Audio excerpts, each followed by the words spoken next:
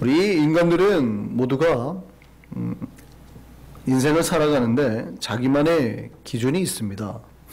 그러니까 각자 사는 모습이 다르고 생각이 다르지만 보여지진 않지만 각자만의 기준을 가지고 살아갑니다. 돈이 삶의 기준인 사람이 있고요. 학벌이 삶의 기준인 사람이 있고요. 외모가 삶의 기준인 사람이 있고 자기가 알고 있는 지식이나 경험이 기준인 사람이 있습니다. 그러니까 보이진 않지만 우리가 막 사는 것 같아도요, 인간들이 막 사는 게 아니라 어떤 기준을 가지고 틀 속에서 살아가요. 근데 그 틀의 모양이 다 다르다는 것입니다. 크리스찬은 어떤 인생의 기준, 어떤 틀로 살아갈까요? 여러분이 세상을 살아갈 때 기준, 판단의 그 중심에는 뭐가 있습니까? 크리스찬이 세상을 살아갈 때 기준이 뭘까요? 옳고 그름을 판단하는 기준이 뭡니까? 말씀입니다. 하나님 말씀입니다. 이 기준이 명확하고 굳건한 사람이 사실 하나님의 복을 받는 겁니다. 왜냐하면 말씀대로 사는 사람이 하나님 복을 주시거든요. 근데 그 기준을 지키고 사는 게 쉬울까요? 어려울까요? 쉽지 않아요.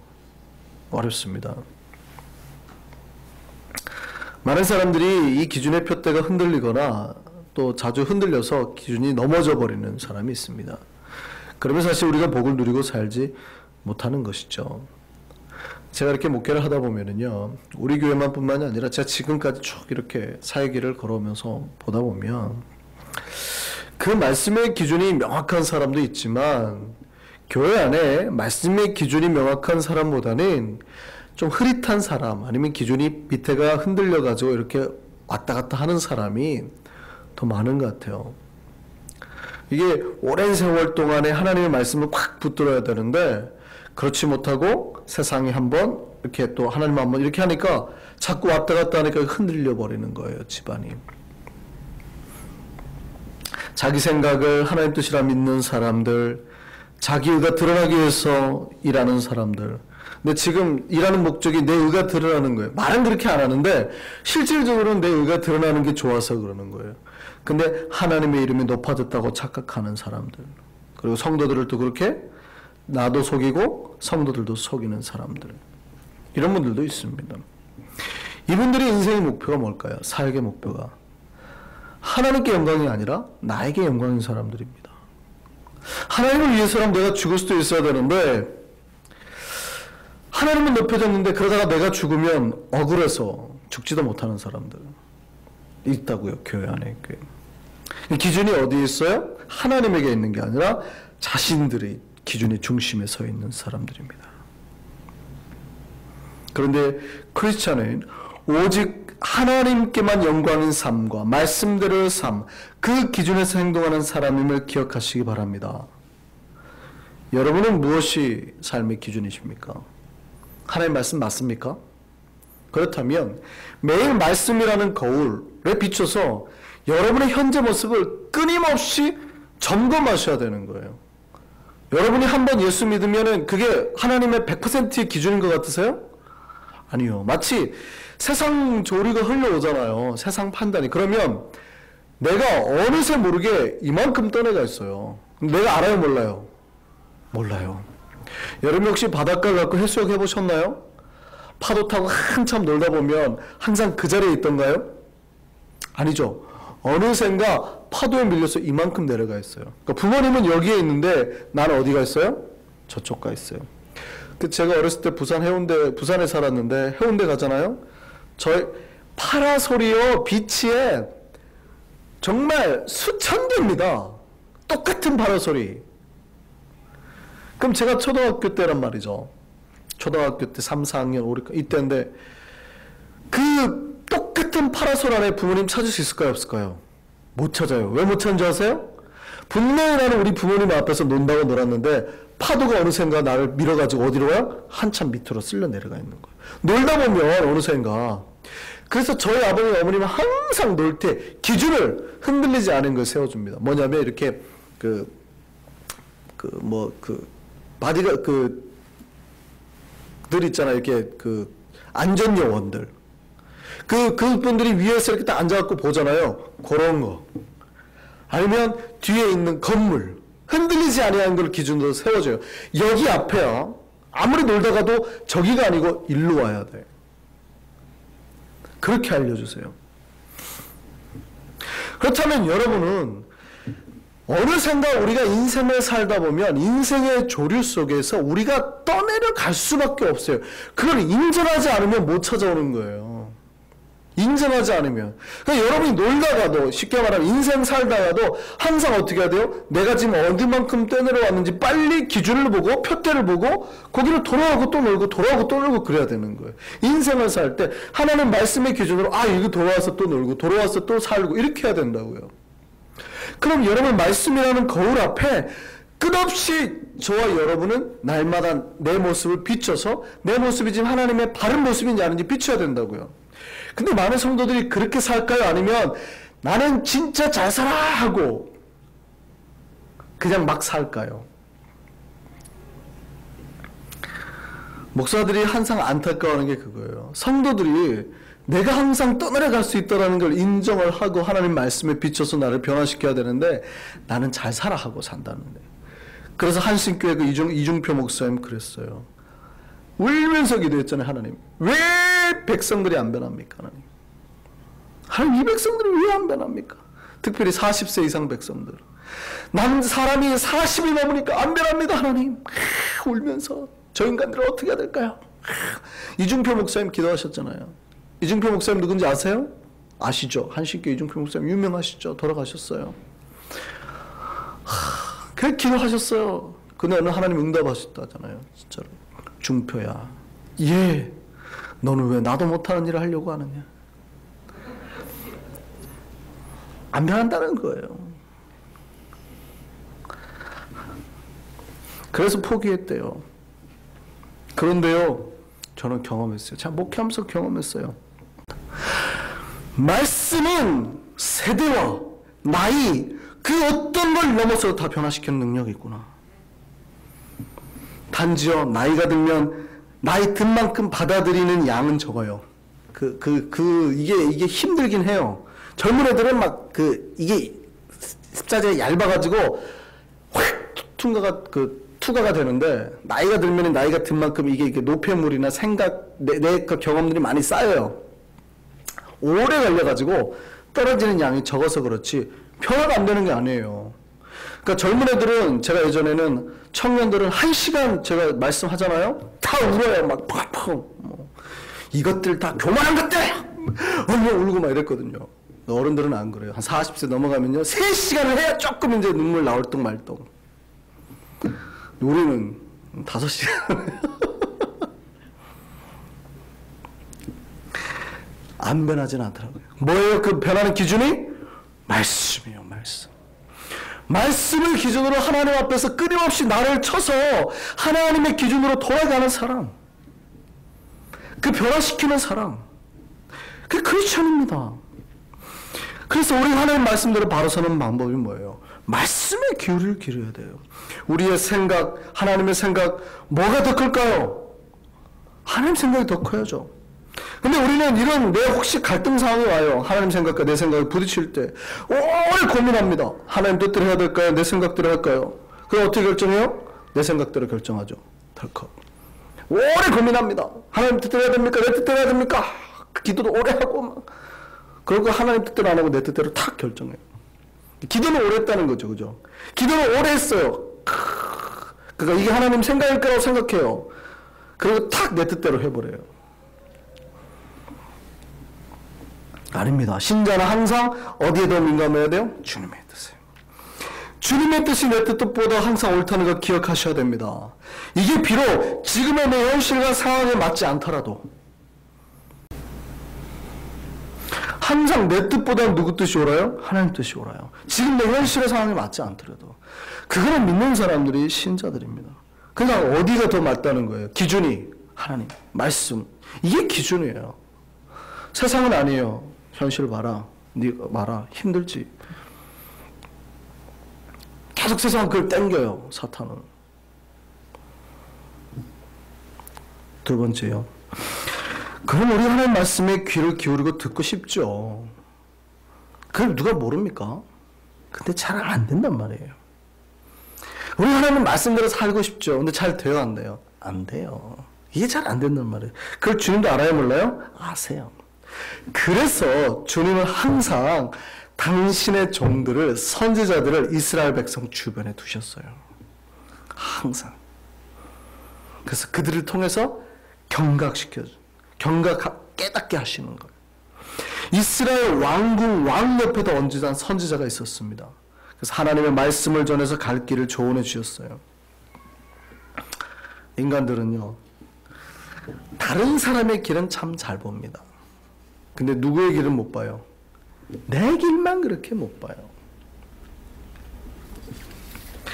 그래서 바둑이나 장기를 두면 정작 게임에 참여하는 사람보다 누가 더 잘 봐요? 옆에 있는 사람이. 훈수 뛰는 사람이 훨씬 잘 봐요.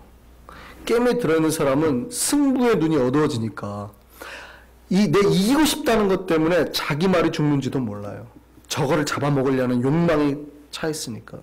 훈수 뜨는 사람은요, 이기든 지든 상관없죠.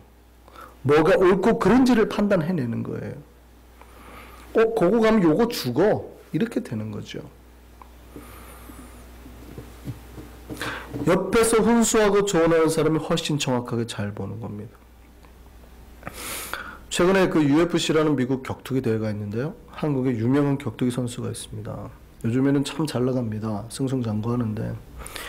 이 사람이 미국에 워낙 이제 잘하니까 초청받아서 경기가 있어서 이제 미국에 오게 됐습니다. 근데 그때는 이 사람이 혼자 운동하는 사람이라 코치진이 없어요. 비행기 티켓도 겨우 이제 받아서 왔어요.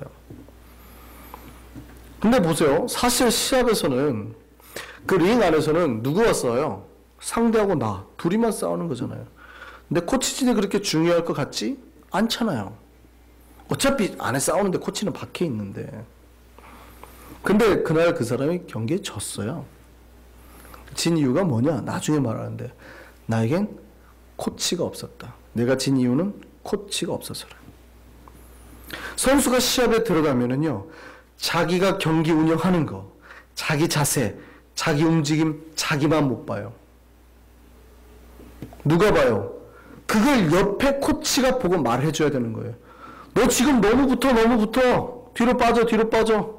옆으로 움직여. 코치가 다 움직이는 대로 옆에서 말해주는 대로 경기를 하는 거예요. 야, 너는 밖에서 뭐하냐? 지금은 치고 들어갈 때 아니야! 이러면 차! 그럼 막 들어가서 이제 막 하는 거예요. 격투기 혼자 하는 게 아니에요. 그 사람이 그날 진 게 코치가 없었어요. 우리 하나님 말씀 듣고 싶지 여기고 싶은 사람 없죠. 근데 정작 내 인생의 시합에 내가 들어가면은요, 내가 잘하고 있는지 못하는지 누구만 몰라요? 본인만 몰라요. 그때를 위해서 하나님 누굴 준비하시는 거예요? 종을 준비하시는 거예요. 종은요, 하나님 말씀 기준을 가지고 여러분이 잘하는지 못하는지 판단해 준단 말이죠.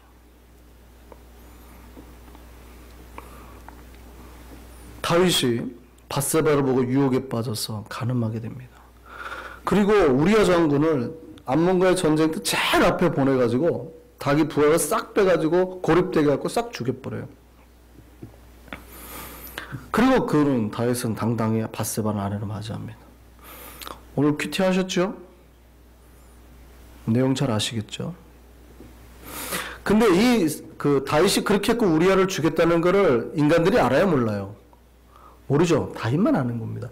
요압도 정확하게 몰라요. 죽이라 그러니까 죽인 거지 정확하게는 몰라요. 왜 그런지. 왜냐면 전쟁에 나가 있을 때 벌어진 일이니까.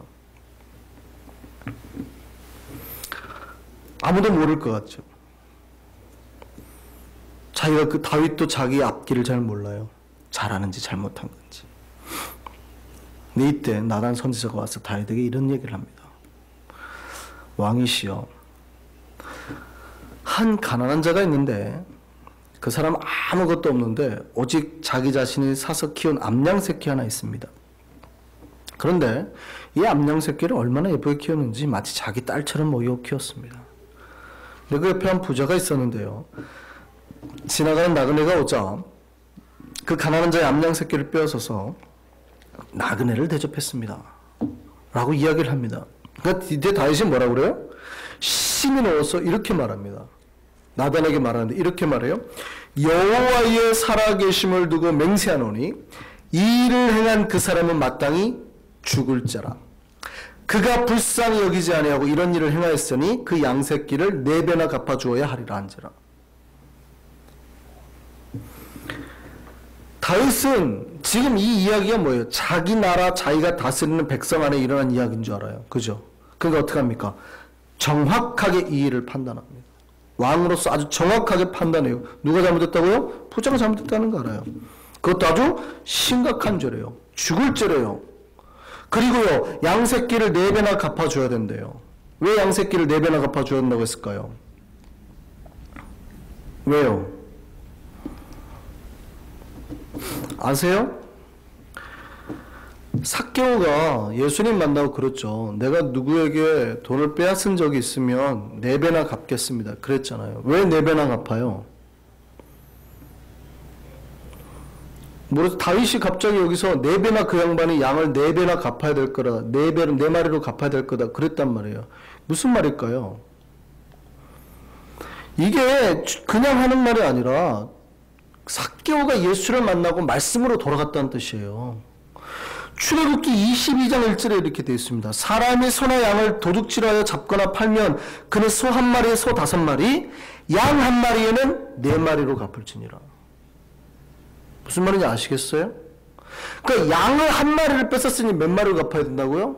그럼 다윗이 지금 단순히 4배로 갚아줘야 된다는 얘기가 아니라 하나님 말씀에 근거해서 4배로 갚아야 된다는 얘기예요. 그러니까 다윗이 자기가 다스리는 백성에 대해서 정확하고 명확한 판단을 했어요. 그것도 뭐의 기준에서? 말씀의 기준에서. 다른 사람의 일에 대해서는 말씀의 기준에 갖고 정확하게 판단한다는 얘기예요. 다윗만이 아니에요. 지금 우리 이야기하는 거예요. 이때 반전이 일어나죠. 나단 선지자가 뭐라고 그럽니까? 당신이 그 사람이라.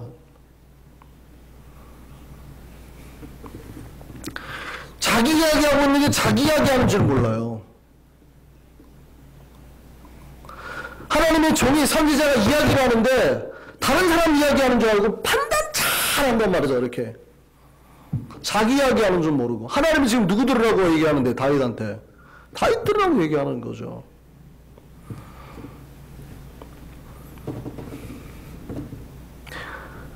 무슨 얘기입니까? 사람들은 모두 다른 사람의 일에 대해서는 잘 판단해요. 그것도 말씀을 기준으로 정확하게. 근데 정작 지금 자기가 행하는 것, 자기 앞길은 몰라요. 그러니까 하나님이 그걸 깨닫게 하기 위해서 누구를 보내요? 선지자들. 당신의 종을 보내는 거 아닙니까? 다윗에게는 누가 있었어요? 나단이 있었죠. 그 잘못된 길을 가는 다윗을 다시 하나님께 인도했다고요.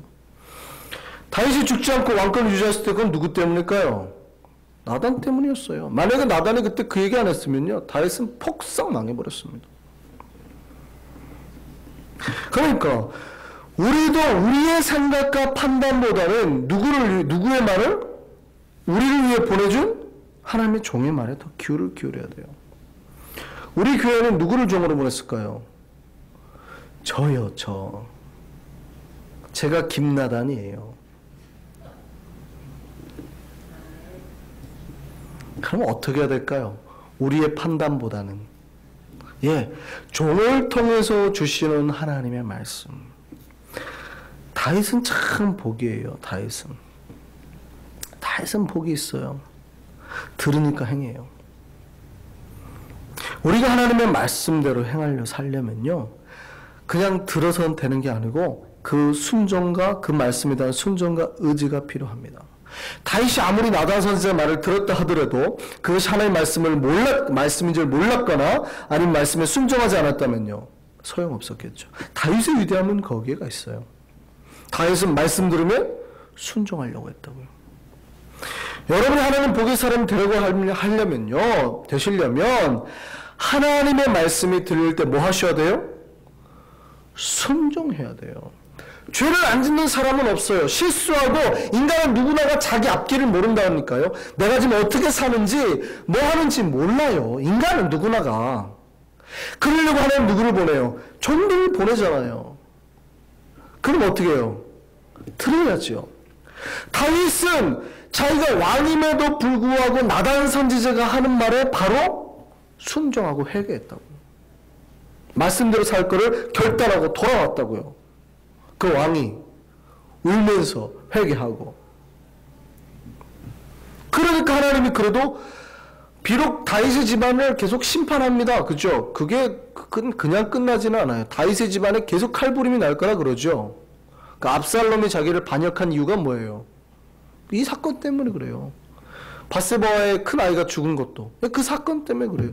그 다윗이 떠나려 다니고 나중에 정처 없이 떠나갈 때 다 그냥 냅둬라 한 이유가 뭐예요? 다 누구 때문에? 자기 죄 때문에 그랬다는 건 다윗이 아는 거예요. 그냥 냅둬라. 자기 아들들이 칼에 다 죽어요. 압살롬이 다 죽여잖아요. 암논. 왜요? 누구 때문에? 다윗 때문에. 그렇지만 그럼에도 불구하고 다윗의 왕권이 유지가 되고 다윗의 미래가 그나마 사악한 죄를 행함했음에도 지켜지는 이유는 뭐예요? 다윗이 죄를 범하고 바로 철저히 하나님 앞에 말씀에 순종하고 나왔다는 거예요. 우리가 죄를 안 지을 수는 없죠. 그럼 그 다음에 어떻게 해야 된다는 얘기예요? 말씀 들리는데 순종하고 나와야 된다는 거예요. 근데 많은 사람들이 어떻게 할까요? 그때 변명을 합니다. 많은 사람들 그때 변명을 해요. 자기가 순종하지 못하는 이유, 내가 그럴 수밖에 없는 이유.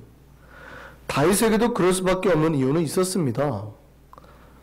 다윗이 밧세바를 알고 미리 유혹하려고 그랬어요? 억울하거든요. 다윗의 입장에서는 진짜 억울한 거거든요. 밧세바를 유혹을 한 거예요. 멀쩡한 여자가 밖에서 다 보이게끔 일부러 목욕을 밖에서 한 거거든요. 생리 끝난 날짜 맞춰가지고 다윗에게 들어간 거거든요. 그 다윗의 입장에서는 뭐예요? 억울합니다. 저 꽃뱀이 던진 미끼에 내가 걸린 겁니다. 뭐 이렇게 할 수 있거든요. 다윗의 입장에서는.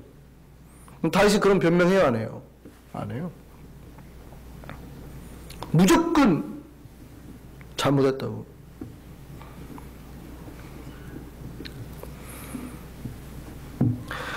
다윗은 거기에 대해서 변명을 안 했다고요. 말씀에 순종했습니다. 그렇다면 그 순종이 능력이 되는 거예요. 아무리 사악한 죄에서라도 우리를 다시 회복하게 만드는 능력은 뭐예요? 순종이에요. 말씀에 돌아가면 돼요. 여러분이 바닷가에서 떠내려갔다 아무리 멀리 떠내려갔더라도요, 말씀을 기준으로 삼고 다시 돌아오면 되는 거예요. 오래 걸릴 수는 있어요. 그러나 그 기준으로 돌아오면 와요, 언젠가는. 근데 내가 기준을 바꿔버리면요, 다시는 그 기준으로 못 돌아오는 거예요. 인간들이 진리를 걷지 않으면서 자기의 잘못을 돌이키지 않을 때요, 거기다 이유를 붙여요. 그 자기 말씀대로 살지 않고 고집대로 사는 이유가 있다는 논리입니다. 그러니까 논리가 없다는 건 아니에요. 있어요. 근데 하나님은 그걸 뭐라고 그래요? 변명이라고 그런단 말이죠. 하나님은 근데요, 그걸 변명이라고 그래요. 우리가 하나님 말씀대로 살지 않고 내 말씀대로 살 때 사실은 우리 인간의 입장에서는 대신할 이유가 필요하거든요. 여러 가지 이유가 있죠. 내가 약한 거, 아니면 욕심. 근데요, 그거 아셔야 돼요. 여러 가지 이유가 있는데 내가 약해서요, 내가 욕심이 있어서요, 그렇게 말하는 사람은 그나마 괜찮아요. 하나님, 제가 약해서요. 그렇게 말하는 사람은 자기 약한 거를 알고 있는 사람은 돌아와요. 알고 있으니까. 근데 제가 목회를 하다 보면 절대 못 돌아온 사람은, 이런 이유 가진 사람은 절대 못 돌아옵니다. 뭐라고요? 목사가 말하는데, 아니면 하나님의 종이 말하는데, 말씀이 말하는데 뭐냐면요, 그 길이 바르지 않습니다. 그게 틀렸습니다만, 하나님의 길이 틀리지 않습니다. 오늘 뭐라고 그래요? 주의 길이 바르지 아니합니다. 이렇게 말하는 사람. 목사님 죄송합니다. 제가 약해서요. 제가 아직은 좀 부족했어요. 이런 사람은 언젠간 돌아와요. 근데요, 목사님 말하는 길이 틀렸습니다. 그 길이 바르지 않습니다. 하나님 말씀이 잘못된 겁니다. 이 세상이 어떤데요? 라고 말하는 사람은 안 돌아옵니다. 하나님께 돌아가지 않는 사람의 공통적인 말이 뭔지 아세요? 주님의 진리가 옳지 않다라고 말합니다. 그러니까 내 생각과 내 삶이 더 옳다고 말하는 사람. 자기가 살고 있는 게 절대 잘못되어 있다고 말하지 않아요. 그런데 주님은 그 사람들에게 뭐라고 말씀하는지 아세요? 오늘 본문에 뭐라고 그래요? 실상은 뭐라고 되어 있어요?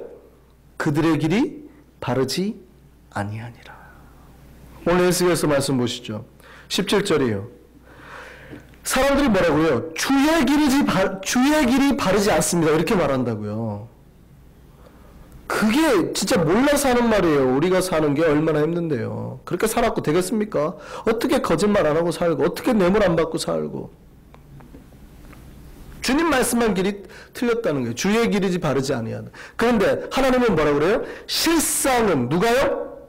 니네들의 길이 바르지 아니하다. 사실 자기네들의 길이 바르지 않은데 주님의 길이 바르지 않다고 말하는 거예요. 어떤 친구가 목적지 정하고 서로 누가 빨리 가는지 내기했습니다. 근데 그곳에 가는 길이 오직 한 길밖에 없어요. 근데 그 길 잘하는 친구가 바른 길로 들어섰어요. 그러니까 경쟁자인 친구가 뭐예요? 그 친구 뒤 따라가기 싫어서 다른 길을 선택한 거예요. 그러니까 그 친구가 뭐라 그래요? 어이 친구, 거기는 바른 길이 아니네, 이쪽으로 오게. 그냥 반대편 가는 친구가 뭐라 그래요? 이 길이 진짜고 네 길이 잘못된 거야. 자기는 알지도 못하면서. 우리는요, 자기의 선택과 판단으로 사는 인생이 옳은 줄 알아요. 자신의 천하에서 제일 똑똑한 줄 알고 모든 지혜와 지식이 자기에게 있는 줄 알아요. 그런데요, 참 지혜와 지식이 하나님 뭐라고 그러는지 아세요? 인간을 창조하시고 이 세상을 창조하신 하나님이 그 길이 옳지 않다 말합니다. 그런데도요, 이 인간은 자기의 길이 옳다고 고집을 꺾지 않고 달리면서 한다는 소리가 뭐라 그래요? 하나님의 길이 바르지 않습니다. 오늘 에스겔은 말합니다. 하나님의 에스겔을 통해 하는 말씀을, 그 말씀을 듣고 행하고 그리하면 그것으로 말미암아 살리라. 약속하신 거예요. 뭐라고요? 비록 우리가 잘못된 길을 갔다 하더라도 하나님이 우리에게 하신 그 말씀을 듣고 선지자 에스겔을 통해서 하신 말씀을 듣고 그 말씀대로 행하면 어떻게 해요? 그 행하는 걸로 말미암아 살리라. 그런데 뭐라고 그래요?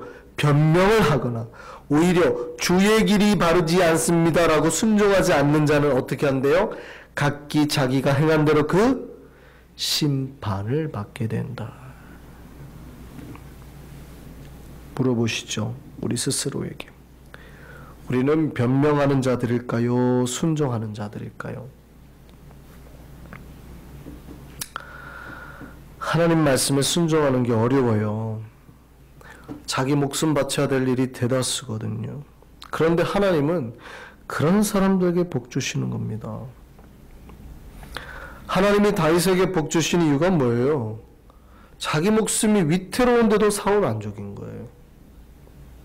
왕권 안 노린 거예요. 자기 군사들 목숨 바쳐 지켰어요. 그것이 다윗에게는 쉬운 일이 아니에요. 목숨 바쳐야 할 일이었다고요. 목숨 바쳐야 할 일이었어요. 다. 사울을 어떻게 살려줘요? 살려주면 또 나를 잡으러 올 텐데.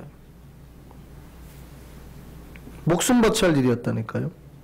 그런데 그 순종으로 말미암아 하나님은 그것으로 다윗에게 세상에서 가장 위대한 자의 이름을 얻게 하셨다고요. 하나님이 우리에게 말씀하실 때 변명하지 않고 순종으로 나아가는 우리가 되기를 바랍니다. 하나님이 우리가 말할 때 그것은 변명이다라 말하지 않고 우리가 하나님의 말씀에 순종하여 나가서 진정한 하나님이 우리에게 준비해 놓으신 복들 다 누리고 사는 우리가 되기를 바랍니다. 기도하겠습니다.